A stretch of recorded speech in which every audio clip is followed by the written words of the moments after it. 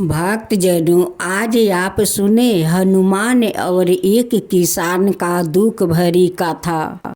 भगवान गरीब का घर में बेटी ना दे, अगर बेटी दे तो उस गरीब का घर में धन दे कि अपना बेटी को पोषण पालन करे, आज अच्छा घर में शादी करे। बहुत पहले की बात है, किसी गांव में एक किसान था। उनकी 2 बेटा और 1 बेटी थी। किसान ने अपना दोनों बेटा को शादी कर चुका था। किसान का बेटी बहुत छोटी थी। किसान सोच रहा था कि मेरे बेटा दोनों तो बहुत अच्छे कमा लेते हैं, एक मेरी बेटी है, उसे अच्छा घर बर देख कर हम लोग धूमधाम से शादी कर देंगे। किसान गरीब था, अपना दोनों बेटा का जैसे तैसे पोस पाल करे उन्हें शादी भी करवा दिया और दोनों बेटा अपना पंख पर उड़ने लगा। किसान का एक नियम था कि हर मंगलवार को दिन किसान 1 लड्डू ले जाकर हनुमान जी का भोग लगा देता था। तब किसान अपना काम पर जाता है। एक दिन किसान एक साहूकार का घर में गया और कहने लगा कि मालिक, मुझे काम दीजिए, जो काम होगा मैं काम आपको सारा कर दूंगा। एक दिन उनकी पत्नी कहती है कि आप 1 लड्डू हनुमान जी को ले जाकर भोग लगाते हैं, 1 लड्डू से तो भगवान को पेट नहीं भरेगा, आप उस लड्डू के साथ 2 तुलसी पाता ले लीजिए। हनुमान जी का तो 1 तुलसी पाता से भूख शांत हो जाते हैं, आप खाली लड्डू ले जाते हैं या भोग लगा देते हैं। किसान ने अपना पत्नी का बात सुनकर हर मंगलवार को दिन वो 2 तुलसी पाता और 1 लड्डू ले जाकर भोग लगा देते थे। यही कामना करते थे कि हे हनुमान जी, मेरा बेटा बहू को सलामत रखे, इतना मुझे धन दीजिए कि मैं अपना बेटी को अच्छे घर में शादी कर सकूं। लेकिन दोनों बहू का पसंद नहीं था कि वो हर मंगलवार का बेकार का पैसा खर्चा करे। वो 1 लड्डू कीन कर ले जाता है या हनुमान के भोग लगा देता है, तो क्यों नहीं हनुमान उनकी घर में धन भर देते हैं। सासू माँ कहती है कि बहू, उनकी नियम है कि हर मंगलवार को वो 1 ही लड्डू तो भगवान को भोग लगाते हैं, उनकी पास तो उतना पैसा नहीं है कि भगवान को 2 लड्डू को भोग लगाए, वो 1 लड्डू का भोग लगाते हैं। उससे तुम दोनों को क्या बिगड़ जाता है। ये बात दोनों बहू को अच्छी नहीं लगी। वो कहने लगी कि ठीक है, जितना कमाओ उतना हनुमान के ले जाकर भोग लगाते रहो, हनुमान तुम्हारा घर में धन भर देगा। लेकिन आप लोग मेरे पति से कभी कुछ मत मांगना। सासू माँ कहती है कि क्यों बहू, वो दोनों तो मेरा ही बेटा है, अब मेरे बेटे के कारण तो तुम दोनों एक घर में आई हो, सुख से रहती हो, सुख से खाती हो। मैं माँ हूँ, मेरा अधिकार है मेरा बेटा से पैसा मांगना, जो भी लगेगा वो भी मांगूंगी, ये मेरा अधिकार है। किसान बेचारा जीव जान लगा कर काम करता था कि मेरा 1 ही बेटी है, मैं भी चाहता हूँ कि अच्छा घर बर मिल जाए और अपना बेटी को अच्छे से घर में शादी कर सकूँ। लेकिन दोनों बहू तो अपना सासू माँ से झगड़ा कर लेती है और अपना पति को लेकर परदेश चली जाती है। अब तो किसान और किसान का पत्नी उनकी बेटी घर में रह जाती है। इधर किसान और उनकी पत्नी का तो वयस होते जा रहा था। किसान सोच रहा था कि ये लोग तो अपना सासू माँ से इतना झगड़ा करती है, तो मेरे बेटी के लिए तो शादी में ये लोग पैसा नहीं देगा। दोनों बेटा बहू छोड़कर परदेश चला जाता है। इधर किसान बेचारा जीव जान लगा कर वो कमाता है, पैसा एक एक जोड़ कर एकत्र करता है कि अपना बेटी को मैं शादी कर सकूं। देखते देखते किसान का बेटी बड़ी हो जाती है। एक दिन ही उनकी पत्नी कहती है कि दोनों बेटा के पास तुम खत लिखो, वो लोग थोड़े थोड़े पैसा दे देगा तो हम लोग का बेटी को हाथ पीला कर देंगे।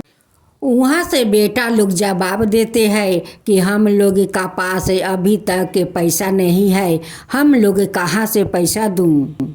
इधर तो बेटी शादी के लायक हो चुकी थी। एक दिन किसान साहूकार जी के पास जाते हैं, कहते हैं कि मालिक मुझे कुछ उधार रुपया दीजिए मेरी बेटी के शादी के लिए। जब मेरी बेटी के शादी हो जाएगा, शादी के बाद आपको सूद समेत सारे पैसा लौटा दूंगा। साहूकार कहता है कि तू तो एक गरीब किसान है, तुझे तो मैं 500 महीना में देता हूँ, तू मेरा पैसा कैसे चुका देगा। किसान कहता है कि मालिक आप चिंता मत कीजिए, आपका सूद समेत हम सारे पैसा चुका दूंगा। किसान अपना बेटी के लिए घर भर खोज लेता है। लड़का का पिताजी कहने लगे कि आप दहेज कितना देंगे। किसान हाथ जोड़कर कहने लगे कि मैं तो गरीब हूँ, आप बताइए मैं कितना आपको दहेज दूँ। लड़का का पिताजी कहने लगा कि मुझे तो 10,000 चाहिए, अगर 10,000 देंगे तभी आपको बेटी इस घर में आएगी। किसान लड़का के पिता को बात मान लेते हैं, कहते हैं कि ठीक है, अभी आपको दहेज में 5,000 दूंगा, शादी के बाद मैं आपको सूद समेत दे दूंगा। किसान का बेटी का अच्छे से शादी हो गया, वो ससुराल चली गई। देखते देखते किसान का बेटी का शादी का 6 महीना हो गया। एक दिन उनकी समधी जी आते हैं, कहते हैं कि आप तो बोले थे कि शादी का बाद सारे सूद समेत पैसा दे दूंगा, तो आज मैं पैसा लेने आया हूँ। किसान हाथ जोड़कर कहने लगे कि समधी जी अभी तो मेरे पास 5,000 रुपया नहीं जमा है, कुछ दिन के और समय दीजिए, मैं खुद आपका घर जाकर पैसा चौंपा दूंगा। किसान का समधी अपना घर लौट जाता है और उस दिन से उनकी बेटी का दुख तकलीफ शुरू हो जाता है। घर में सभी लोग खाने को नहीं देते हैं, उससे मारता है पीटता है, कहता है कि तेरा बाप तो भिखारी है, वो बोला कि दहेज मैं सारा दे दूंगा, लेकिन अभी तक तो तेरा बाप बाकी दहेज नहीं दिया। उनकी बेटी का उनकी सास ननद जेठानी देवरानी बहुत दुख तकलीफ देने लगे। एक दिन उनकी बेटी के गांव से एक आदमी कहीं जा रहा था, उस आदमी को नज़र किसान पर पड़ा। वो किसान भिड़ी जाता है या कहता है कि तेरा बेटी बहुत दुख तकलीफ कर रहा है, तू क्यों नहीं उनकी रिंग दे देता है, वो बाकी रिंग दे दो। किसान साहूकार के पास जाते हैं और साहूकार से कहते हैं कि मालिक मुझे 3,000 रुपया दे दीजिए, नहीं तो मेरे बेटी को उनकी ससुराल के लोग मार कर फेंक देंगे, आप मेरे बेटी को बचा लीजिए। 3,000 रुपया देंगे तो मेरे बेटी को जान बच जाएगा। साहूकार कहने लगा कि पहले तो 3,000 रुपया ले गया है, वही पैसा अभी तक नहीं चुकाया, अब फिर आ गया 3,000 रुपया मांगने। किसान साहूकार के सामने हाथ जोड़ता है, गिड़गिड़ाता है कि मालिक 3,000 रुपया दे दीजिए, मुझे 3,000 रुपया दे दीजिए कि मेरी बेटी को जान बच जाए। साहूकार कहने लगा कि तेरा 2 बेटा कमाने वाला है, अपना बेटा से क्यों नहीं मांग लेता है, मेरा 3,000 तू कैसे चुकाएगा। तब किसान कहता है कि मालिक जो आप मुझे महीने महीने पैसा देते हैं वो पैसा आप रख लीजिए, आपका सारा पैसा सूद हो जाएगा। साहूकार कहता है कि यारे किसान, तू तो बूढ़ा हो गया है, मेरा 500 रुपया देते देते कितना दिन में तू मेरा पैसा सूद करेगा? तब तक तो तू भगवान के पास चला जाएगा, अब मेरा पैसा सूद नहीं होगा। किसान कहता है कि मालिक, जब तक मेरा शरीर में रहेगा जान, तब तक आपका गुलामी करूँगा, आपका सारा पैसा चुका दूंगा। बहुत दुख दर्द भरी बात है। आप जानते हैं कि साहूकार किसान को क्या शर्त रखा? वो कहने लगा कि ठीक है, मैं तुझे 3,000 रुपया दूंगा, लेकिन तू अपने कंधे से मेरा सारा खेत जोतेगा, तभी तुझे 3,000 रुपया मिलेगा।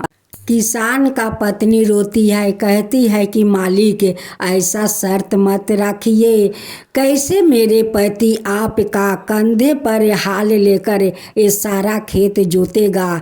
एक बैल एक मेरे पति कैसे खेत जोतेगा? किसान अपना पत्नी को समझाते हैं कि तुम मत रोवो, मैं खेत जरूर जोतूंगा।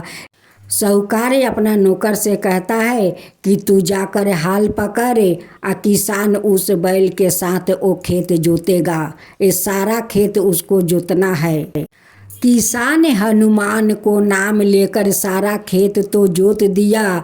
उस साहूकार 3,000 रुपया दिया।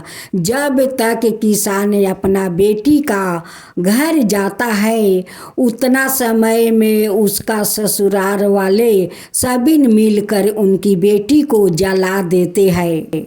किसान जाकर कहता है कि समधी जी, आप कहाँ हो? आपका पैसा मैं सारा लाया हूँ, आप लीजिए। लड़का का बाप आता है, पैसा ले लेता है। जब किसान बोला कि मैं अपना बेटी से मिलना चाहता हूँ, वो कहने लगा कि आपका बेटी यहाँ नहीं है, वो कहीं घूमने गई है।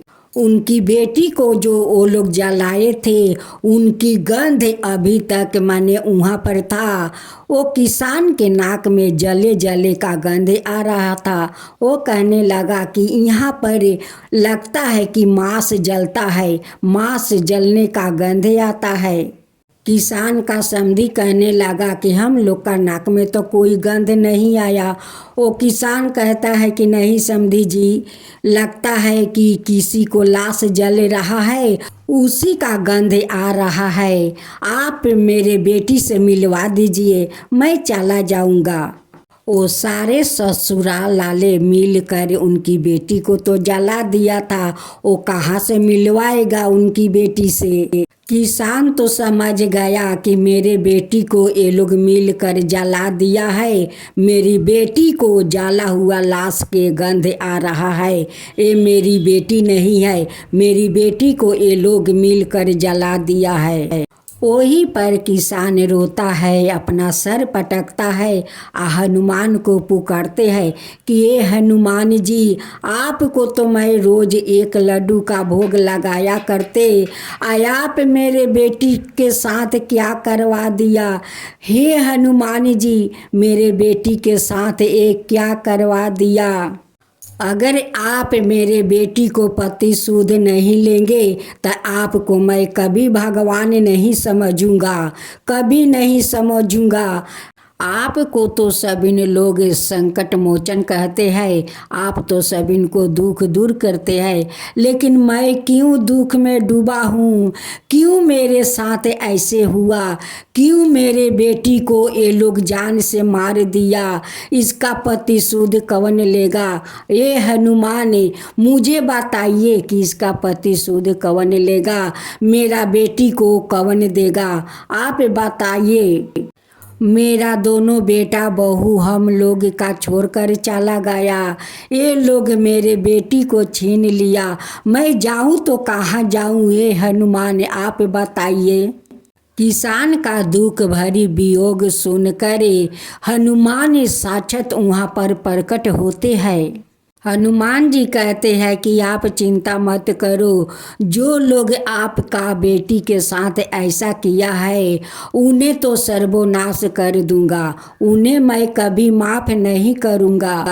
हनुमान जी साहूकार का सारा धन संपत्ति नष्ट कर देते हैं और किसान का घर भर देते हैं। तब उस साहूकार का नौकर कहता है कि आज से मैं आपका घर में कोई काम नहीं करूँगा, मैं इस किसान का बेटा बन कर रहूँगा और इनकी सेवा करूँगा। उस नौकर किसान को बेटा बन गया और दोनों पति पत्नी का सेवा करने लगा, दोनों को माता पिता कहकर पुकारने लगा। एक दिन किसान उनको शादी करवा देते हैं, घर में बहू लाते हैं।